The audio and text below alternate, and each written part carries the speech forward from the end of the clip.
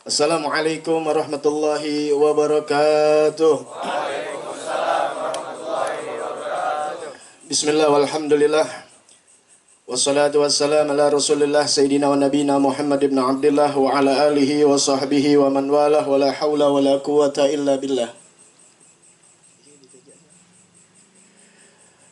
Para habaib, para asatidzah, para orang tua, nggak ada orang tua ya, anak-anak muda sekalian, ibu-ibu, remaja putri, remaja putra, mudah-mudahan dalam limpahan rahmat Allah Subhanahu wa taala. Amin ya rabbal alamin. Wabil khusus kepada Al-Habib Umar As-Segab, Al-Habib siapa lupa itu tadi.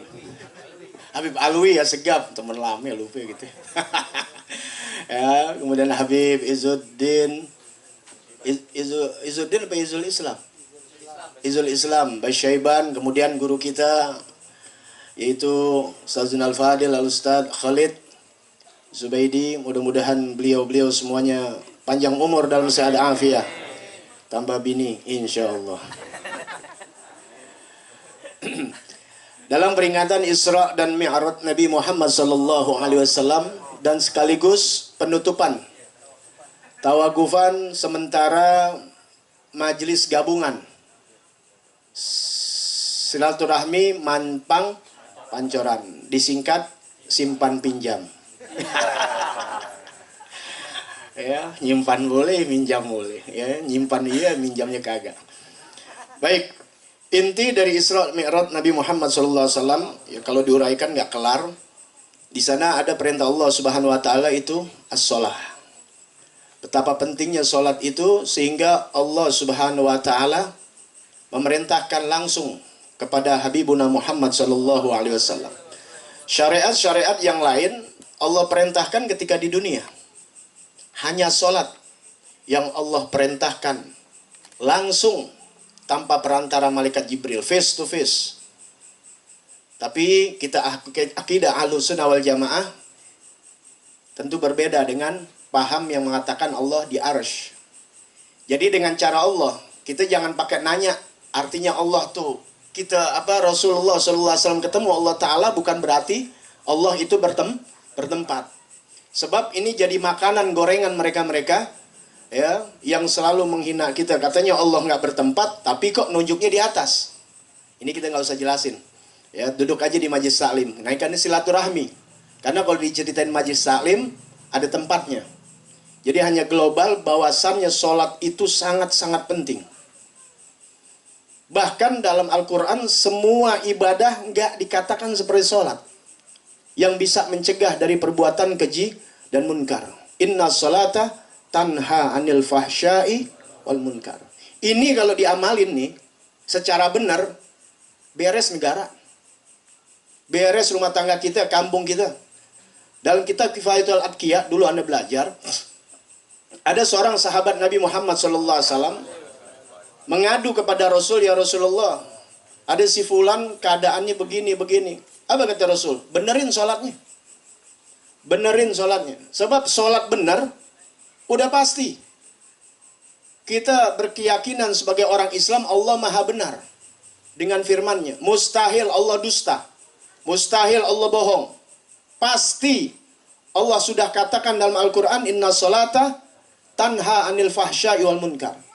Itu tanha mencegah, fa'ilnya siapa? Sholat. Jadi artinya sholat itu yang mencegah seseorang yang sholat itu dari perbuatan keji. Ibaratnya nih kalau sholat hidup, tuh sholat yang ngejagain. Paham nggak di sini? Sholat itu yang ngejagain. Jadi kita ini manusia nggak bakal luput. Emang udah tempatnya salah. Mahalul khoto' wanisyan, tempat. Yang namanya tempat, ya udah kebiasaan kita, pasti salah. Bukan seorang nabi. Tapi lantaran sholat yang benar, yang sah menurut aturan agama, maka sholat itu yang aja jadi tameng yang cegah kita, jadi bodyguard kita. Tidak akan melakukan pekerjaan keji dan munkar. Kalau di kamus-kamus, ya kalau menak nih terjemahannya keji dan munkar, fahsya wal munkar. Tapi kalau lebih dalam lagi, itu fahsya pekerjaan maksiat yang pribadi. Tapi wal munkar pekerjaan maksiat yang bukan hanya merusak pribadi, tapi merusak tatanan masyarakat yang ada. Makanya ada nahi munkar. Ada orang minum minuman keras buat dirinya. Dia nggak merusak tatanan yang lain, hanya merusak dirinya. Tapi ada dia minuman keras juga, dia pengedar juga. Itu merusak tatanan yang ada. Nah, itu yang wajib dihancurkan. Makanya ada nahi munkar. Begini aja intinya deh. Kalau bahasa kita nih. Sesungguhnya sholat itu mencegah dari perbuatan yang jelek. Perbuatan yang dimurkai Allah. Baik itu kecil maupun besar. Maupun yang merusak dirinya atau merusakkan tatanan masyarakat yang ada. Jadi kalau sholat benar, udah beres sudah negara. Beres masyarakat, beres diri kita, beres keluarga kita. Selesai. Tapi yang jadi pertanyaan, benar gak sholat kita? Ngukur sholat kita benar atau kagak, kita lihat aja kehidupan kita sehari-hari. Dulu Ustadz pernah ngomong, beliau menyatakan, pernah bilang dalam waktu ngajar, ibadah seseorang diterima atau tidak diterimanya nyata dalam kehidupannya sehari-hari. Ibadah seseorang diterima atau tidaknya nyata dalam kehidupannya sehari-hari. Orang sebelum haji pakai celana pendek, nongkrong main catur, kayu dipikirin. Pas dia pulang haji, pergi haji, dia pulang haji berubah total. Ini kan kebanyakan kagak. Pulang haji begitu aja lagi. Habis Ramadan nih, kita nyambut Ramadan, setelah Ramadan lebih parah. Itu salah satu alamat bahwasannya ibadahnya tidak diterima, terutama sholat. Kalau sholatnya benar, rapi, yang lain urusannya rapi. Dalam kitab Perhiasan Bagus, Habib Usman mengambil hadis Nabi Muhammad SAW, awwalu ma yuhasabu bihil abdu yaumal qiyamah min amali as-sholah. Yang pertama dihisap nanti di hari kiamat, sholatnya. Dari amal-amal yang lain, sholat yang pertama. Ibaratnya sholat kita benar nih, malaikat lihat, wah cakep. Yang lain baru kan, setelah sholat baru puasa. Yang lain-lainnya nih. Malaikat yang kiri, ibaratnya malaikat yang satunya bilang, udah jangan pakai ditanya, losin aja losin. Udah. Kenapa? Karena kalau sholatnya udah bagus, menjadi tolok ukur ibadah yang lain itu gampang. Mudah sudah, nggak diperiksa lagi. Bebas sudah. Tapi kalau sholatnya rusak, banyak cacatnya nggak benar, maka amal-amal yang lain bakal diteliti dengan sangat luar biasa. Ya sesuai tadi. Sesungguhnya sholat itu mencegah dari perbuatan keji. Kalau sholatnya udah benar, mustahil. Zakatnya, hajinya, ibadahnya, sodakoh, yang lain-lain, kemasukan perbuatan keji dan munkar mustahil. Kalian jangan menganggap keji dan munkar hanya minuman keras. Jangan hanya menganggap perzinahan. Bukan itu. Bukan itu aja. Itu udah ketahuan. Perbuatan keji dan munkar terselip dalam ibadah-ibadah kita. Kita sodakoh. Tapi tahu riya. Tahu sum'ah. Ingin didengar sama orang. Gue ne dermawan. Gue ne. Sombong. Penyakit-penyakit hati masuk, padahal ibadah, zikir dan sebagainya, wirid dan sebagainya. Tapi perbuatan-perbuatan keji dalam hatinya, otak kotor, keji, mulutnya jahat, singgung sini dan sebagainya. Itu pekerjaan munkar yang ada di dalam ibadah kita. Na'udzubillah min dzalik. Nah, kalau sholatnya benar, itu tercegah tuh. Wah, apalagi minuman keras dan sebagainya. Ibadah kita bersih artinya. Lantaran apa? Tolak ukurnya adalah as-sholah. Makanya pelajarin ilmu sholat. Ada di mana? Majelis taklim. Adanya di kitab fikih. Yang sekarang udah mulai ditinggalkan. Sekarang tablik-tablik ceritanya sorga, kerjaan-kerjaan wali.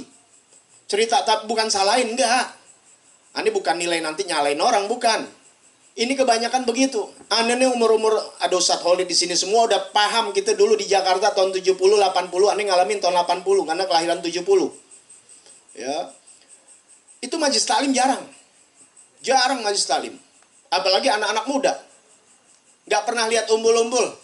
Nggak pernah lihat banner. Nggak pernah lihat apaan aja berkibar. Nggak ada. Bukan nggak boleh, silakan. Tapi itu dulu jarang kita lihat. Tapi anak-anak majelis yang di dalam itu seperti santri-santri.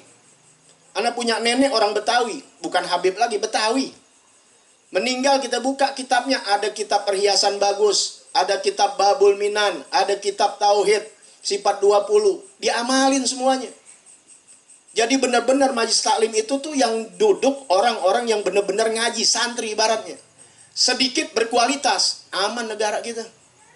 Sekarang bertebaran di mana-mana, se-RT juga bisa 3, 4, 5 majlis. Main gede-gedean umbul-umbul lagi.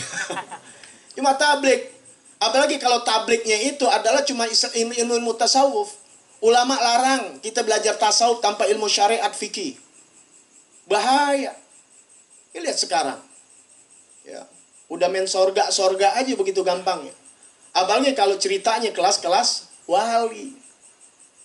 Wali itu belum jadi wali sebelum jadi bersyariat. Dia jalanin mujahadah yang luar biasa. Nah sekarang ini terjadi. Jadi ada dua nih mubalik. Ada mubalik penipu, ada mubalik yang kurang bijak. Kalau penipu tahu penipu. Nah kalau agama susah transparannya. Kalau umum kan gampang ya. Ada SD, SMP, SMA, kuliah. Kalau agama kan nggak kelihatan di situ tuh. Nah kalau kita lariin ke dunia nih. Ini yang ngomongnya aneh nih. Aneh nih ngomong. Ini kelasnya ibaratnya aneh SD nih. SD, tapi aneh ceramah aneh, gaya aneh bicaranya anak SMA, nipu bukan? Nipu, udah umat yang di depan kalau aneh SD, inti berarti apa? Minimal SD deh. Ngomong SMA, inti nggak nyambung, aneh nggak nyambung. Kalau aneh nggak nyambung nerangin, inti gila jadinya. Udah anak SD yang nerangin anak SD tapi ngomongin SMA. Itu namanya apa? Penipu. Ada lagi dia nggak menipu tapi kurang bijak. Arti kurang bijak apa? Aneh SMA, bagus. Atau aneh kuliah. Materi kuliah, bagus gak? Bagus. Cuma nggak bijak. Yang dengerin anak nyambung nggak kira-kira? Inti SD, anak kuliah. Aneh ceritain tentang materi kuliah, nyambung nggak menti? Itu yang terjadi sekarang. Kita orang awam nggak bisa baca, tapi orang-orang mulia bisa baca. Ya, yang begini diterangin. Ya, yang begini. Bukan tingkatannya, belum waktunya. Akhirnya apa? Gila. Anda punya guru almarhum Habib Muhammad sering kita aja dikatain gila. Lu nggak sadar diri lu gila? Sering gitu. Lu nggak sadar gila? Anda nasihat beliau, Anda masih teringat, jangan kebanyakan bumbu. Kalau nanti ngajar, jangan kebanyakan bumbu kebanyakan nyelap gak? Nyelap. Apa adanya. Jangan jadi tameng, apalagi di kekuasaan. Kita dipakai di saat butuhkan, setelah selesai, mereka buang di gudang. Dan yang lain-lain banyak. Itu yang kita pegang. Kalau nggak ada amanat dari beliau, artinya nggak ada rukhsah, nggak ada izin, aneh nggak bakal duduk di sini. Aneh nggak bakal ceramah. Karena izin dari beliau. Ya. Jadi memang akhir zaman luar biasa nih. Jadi berpegang sama guru-guru yang kita percaya. Ya alhamdulillah sini ada guru-guru kita yang ngajarin syariat. Jangan gengsi. Anda tinggal di kampung berapa tahun, sampai 9 tahun, itu orang-orang nanyanya selalu apa? Apalagi kiai dan sebagainya. Ngajar kitab apa? Iya. Wah. Yang tinggi-tinggi. Jadi kitab-kitab dasar tuh mereka nggak pakai. Padahal nih kitab Syekh Umar Baroja yang Anda ngajar di Al-Munawar tuh. Ya. Adabul Insan. Apa namanya? Kitab Akhlakul Banin. Dari 1, 2, sekarang pas yang ketiga. Itu Syekh Baroja, itu ngambil dari mana Syekh Umar Baroja? Dari kitab besar. Habib Utsman bin Yahya, jangan dilihat tipis, ngambil dari kitab besar. Beliau itu mufti, lihat keadaan umat di akhir zaman. Beliau ambil yang perlu, yang sangat urgen, yang sangat perlu buat umat. Kalau kita yang ngajar kitab ya jangan lu, gua aja kagak ngamalin. Nah, karena beliau tahu siapa yang di depannya, maka diambil yang perlu. Diamalkanlah buat kita. Jalan semuanya. Kalau sekarang, ngomong warat, wirid, dan sebagainya. Ini yang tinggi-tinggi. Wudhu dia nggak tahu. Letaknya niat dia nggak tahu. Banyak letak niat di mana? Banyak orang niat dilafazkan sebelum takbir Allah Akbar. Padahal ketika takbir Allah Akbar, di sini sih alhamdulillah orang ngaji semua. Jadi ini nggak perlu uraikan terlalu dalam, pasti ngerti bagaimana hukumnya. Berbangga dengan sholat, padahal sholatnya salah. Dia nggak sadar Allah katakan fawailul lil musallin alladzina hum an sholatihim Celaka orang yang sholat, apalagi kagak sholat. Kenapa? Sholatnya lalai daripada waktu. Bukan waktunya, tapi lalai daripada hukum-hukum agama. Pantas kalau Imam Ghazali katakan, as-sholatul ghafil la tanha anil fahsyai wal munkar. Sholat yang lalai, yang nggak pakai ilmunya, nggak pakai rukun-rukunnya, nggak pakai syarat-syaratnya, maka tertolak. Maka tidak akan mencegah dari perbuatan keji dan munkar. Ada rukun, ada syarat.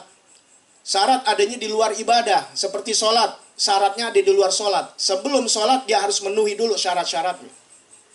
Biar kata ente hebat, pinter di kuliahan, tapi ente nggak masuk syarat-syaratnya sebagai mahasiswa di UI, kira-kira diterima gak?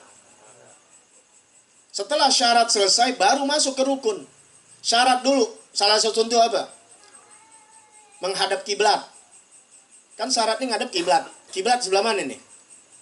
Kiblat sebelah sono. Kita kiblat sebelah sono. Kita ngadep kira-kira ngebelakangin kiblat. Buah bacaannya kayak di Mekah. Sah gak kira-kira? Biar lu mau baca sampai nangis darah, kagak sah.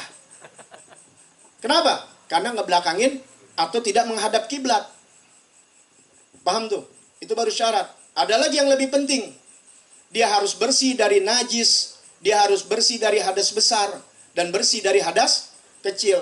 Nah, 3 ini harus didukung dari syarat-syaratnya. Ada air yang suci, mensucikan. Dia harus tahu tuh apa air suci mensucikan, apa air mustakmal, apa air mutanajis, dan sebagainya. Kalau dia nggak tahu air-air demikian, bisa jadi dia cebok pakai air yang mutanajis. Bukan hilang najisnya, nambah melebak tuh najis. Sah gak sholatnya? Gak sah, ini hukum. Tapi lantaran nggak pernah belajar ilmu fikih, fikih bukan hanya tentang sholat, fikih banyak. Sampai munakahat tentang ilmu nikah tuh banyak. Sehingga berapa banyak orang yang akhirnya dia nikah tapi dia berzina. Banyak gak? Udah keluar kalimat cerai, tetap bininya dipakai. Belum lagi yang kawin lagi diem-diem, gak bilang sama bininya. Akhirnya punya anak, gak dikasih tahu, ke film India, akhir ketemu padahal adik kakak. Lah bisa jadi. Maaf, apalagi nih yang nikah di luar. Kalau nikah di luar nikah ya. Kawin di luar nikah. Kalau nikah kan bener ya. Kalau kawin. Bahasa Betawi kalau kawin udah nyelem. Kalau nikah baru agit katanya. Ya. Paham nggak nih? Begini nih. Ada orang kawin di luar nikah. Punya anak. Dia nggak ngerti dah. Sehingga apa? Anaknya bukan dia bernasabnya. Nasabnya ke ibunya, bukan ke dia. Nah, ketika nih anak dewasa nih perempuan, dia menikah, walinya bapaknya bukan? Bukan. Ketika nikah sah gak? Kagak sah. Zina lagi. Terus zina dan zina. Makanya Nabi katakan banyak anak-anak zina di akhir zaman. Bukan hasil dari pelacur, tapi dari rumah-rumah tangga orang-orang Islam. Ntar keluar anak-anak zina. Anak zina kalau udah zina, salah satu di dalam kitab Ihyaul Mayyit, tanda orang yang benci Ahlul Bait Nabi, ada 3. Salah satunya, kalau enggak dia orang munafik, kalau enggak dia hasil dari zina, kalau enggak dari hasil hubungan head. Tuh, jadi kalau ada orang yang benci sama habaib, 3 tinggal pilih. Kalau enggak munafik, dia hasil dari perbuatan zina, atau dia yang lahir dari ibunya yang dipakai sama bapaknya dalam keadaan head, na'udzubillah. Makanya belajar, nggak bisa diterangin kalau di sini fikih, mesti nyambung karena seperti mata rantai. Inti jago bagus wudu, inti sampai keset tuh muka. Kan banyak banget. Wudu lama, sah kan sih kagak. Air kagak ngerti, nggak bisa, harus nyambung. Air udah ngerti, gitu mesti harus tahu najis. Mana najis yang dimaaf di air, mana najis yang tidak dimaaf di air, mana najis yang maaf di baju, mana yang tidak dimaaf di pakaian maksudnya. Dan sebagainya. Rangkaian itu baru tatanan sholat. 7 kali kita hidup nggak kelar. Itu Sayyidil Walid pernah ngomong sama seorang habaib, Habib Alwi yang jaga di Tapos, Bogor. Ya Alwi, pelajarin udah fikih, muter-muter aja di masalah air. Yang menjadikan kesahan dalam sholat. Bener, tajam doa inti. Makanya doa kita nggak tajam. Ngumpul mulu simbosium, ngumpul mulu muhasabah, atas kebangsaan. Anda selalu bilang bukan dari sekarang, jamaah Anda udah 10 tahun yang lalu ngomong. Habis bikin begitu, kebakaran. Habis bikin begitu, gunung meletus. Bayangin, habis doa. Habis ini namanya suka bikin istighosah. Istighosah kan minta pertolongan. Ya, gunung meletus, istighosah supaya nggak meletus, banjir datang. Bukan nyinggung, ini keadaan luar biasa. Ya. Nah, makanya belajar. Belum lagi belajar ilmu tauhid. Ulama mengatakan inti takut miskin besok itu salah satu tanda kemurkaan Allah kepada kalian.